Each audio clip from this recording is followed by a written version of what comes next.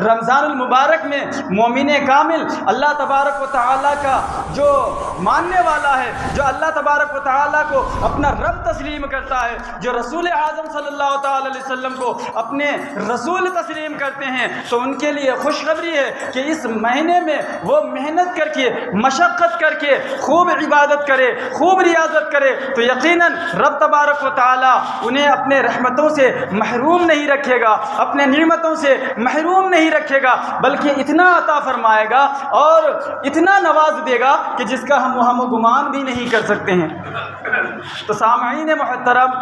ہم اس دنیا میں آئے ہیں تو مقصد ہمارا ایک ہی ہے اور خواہش ہماری ایک ہی ہے کہ ہم جب اس دنیا سے جائیں تو پھر رب ہمیں جنت عطا کر دے، تاکہ ہمیں سکون میسر آئے، ہمیں کوئی پریشانی نہ ہو، ہمیں کوئی تکلیف نہ پہنچے۔ تو مسلمانوں، خواہش ہماری یہی ہے کہ ہمیں جنت مل جائے، مگر آپ اگر غور کریں گے تو معلوم ہوگا کہ ہم اس دنیا میں رہتے ہیں جہاں بغیر محنت کیے، بغیر مشقت اٹھائے 3 ٹائم کا کھانا نہیں ملتا ہے۔ اگر آپ 3 ٹائم کا کھانا کھانا چاہتے ہیں، اپنے پیٹ کو بھرنا چاہتے ہیں اور اپنے صدر کو ڈھانپنا چاہتے ہیں، تو آپ کو محنت کرنی پڑے گی، مشقت کرنی پڑے گی۔ جب تک آپ محنت نہیں کریں گے تب تک آپ ان کے تقاضے کو پورے نہیں کر سکتے۔ مسلمانوں، یہ دنیا ہے، مگر جنت کا عالم تو یہ ہے کہ جنت میں رب تبارک و تعالیٰ اس شان سے مہمان نوازی فرمائے گا کہ بندہ یہ خیال کرے گا کہ میرے دل میں مرغ مسلم کا خیال آیا ہے کہ میں مرغ مسلم کھانا چاہتا ہوں،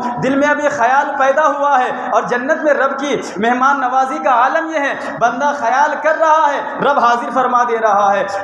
بندے کے دل میں خیال آئے گا کہ میں بریانی کھاؤں گا، یہاں تک کہ اگر وہ ایک اڑتے پرندے کو دیکھ لے اور اس کے دل میں خیال آئے کہ میں اس کا گوشت کھاؤں گا، وہ پرندہ کٹ کے پک کے تیار ہو کے ان کے سامنے حاضر ہو جائے گا۔ مسلمانوں، اس دنیا میں 3 ٹائم ہم اپنا پیٹ بھرنے کے لیے محنت کیے بغیر گزارا نہیں کر سکتے۔ جنت وہ عالی شان مقام جہاں پہ اس شان کی مہمان نوازی کہ ہم خواہش کریں اور ہمارے خواہشات پورے ہو جائیں، ہمیں محنت ہی نہ کرنا پڑے، وہ آسانی سے مل جائے گی؟ یقیناً نہیں۔ اگر 3 ٹائم پیٹ بھرنے کے لیے، سطر ڈھانپنے کے لیے محنت کرنی پڑے گی تو پھر ہمیں اس عالی شان مقام جہاں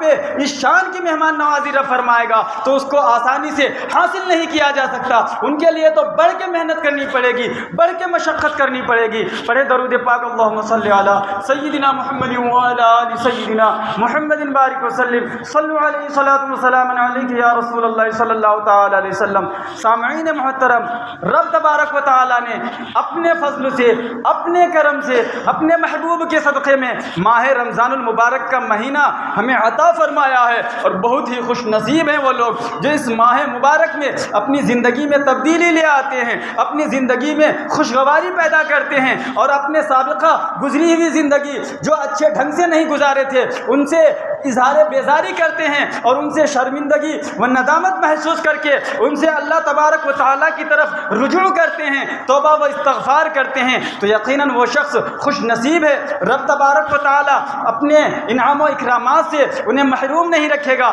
لیکن بہت ہی کم نصیب ہے اور بد نصیب ہے وہ شخص جو ماہ رمضان المبارک پا کر کے بھی رب رسول کو منانے کی خواہش نہ کرے، رب رسول کو راضی کرنے کی خواہش نہ کرے، اور ویسے ہی اس مہینے میں زندگی گزارے جیسے کہ دیگر مہینوں میں گزارتے ہیں، تو پھر ان کے لیے تباہی اور ہلاکت کے علاوہ کچھ نہیں ہے۔ مسلمانوں، ایک حکایت غالباً مثنوی شریف میں مولانا روم لکھتے ہیں کہ ایک ملک تھا جہاں کے رعایا کو یہ اختیار تھا کہ وہ جسے چاہے اپنے تخت پہ بٹھائے، وہ جسے چاہے اپنا حاکم بنائے، اور وہاں کا معمول تھا کہ ان کے سرحدی علاقے میں مہینے کے پہلی تاریخ کو اگر کوئی اجنبی شخص نظر آتا انہی کو تخت پہ لا کے بٹھا دیا جاتا تھا۔ اللہ اکبر! اور یہ معاملہ کب سے کب تک چلتا رہا؟ کرتا کیا تھا کہ وہ چاند کی پہلی تاریخ کو اگر کوئی اجنبی ان کے سرحدوں میں نظر آتے وہ انہیں حاکم بنا دیتے، اور وہ خوش ہو جاتا، یار میں تو مفت میں حاکم بن گیا،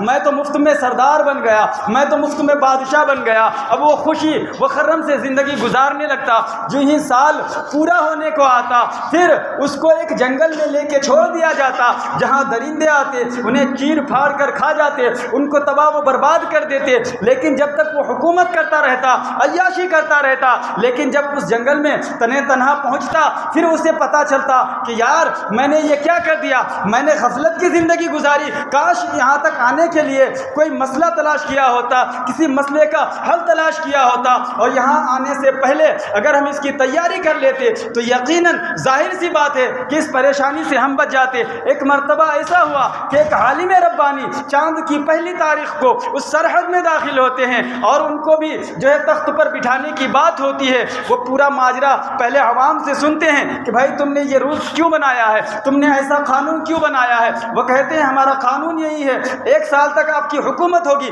پھر اس کے بعد ہم آپ کو فنا جنگل میں لے جا کے چھوڑ دیں گے۔ وہ عالم ربانی بڑے فہیم، بڑے ذہین، بڑے فطین تھے۔ وہ کہتے ہیں ٹھیک ہے پہلے مجھے اس جنگل میں لے کے چلو۔ وہ جاتے ہیں، پورا معائنہ کرتے ہیں، دیکھتے ہیں کہ کتنے انسانی جسموں کا ڈھانچہ پڑا ہوا ہے۔ وہ سمجھ جاتے ہیں کہ یہاں جب چھوڑ کے جاتے ہیں درندے آتے ہیں چیڑ پھاڑ کے کھا جاتے ہیں۔ اللہ اکبر۔ پھر وہ عالم ربانی کرتے کیا ہے، وہ حکومت پہ بیٹھ جاتے ہیں اور کام شروع کر دیتے ہیں کہ یہاں سے لے کر کے اس جنگل تک اتنا سجا دو، اتنا سوار دو کہ وہ جنگل نہیں جنت معلوم ہو۔ اللہ اکبر۔ سال کے پورا ہوتے ہوتے وہ پورا کام پورا ہو جاتا ہے، یعنی وہ جو پہلے جنگل تھا جہاں درندے چرندے آتے تھے، بادشاہوں کو چیر پھاڑ کے کھا جاتے تھے، اب وہ جنگل نہیں رہا، بلکہ اس عالم ربانی نے اس کو جنت کا نمونہ بنا دیا، ان کو باغوں میں تبدیل کر دیا، ان کو عالیشان محلات میں تبدیل کر دیا۔ ابھی 2 دن پہلے ہیں یہ کہہ رہے ہیں جناب کیا میرا ٹائم پورا ہوا، مجھے جلدی لے کے چلو، مجھے جلدی لے کے چلو۔ یہی حال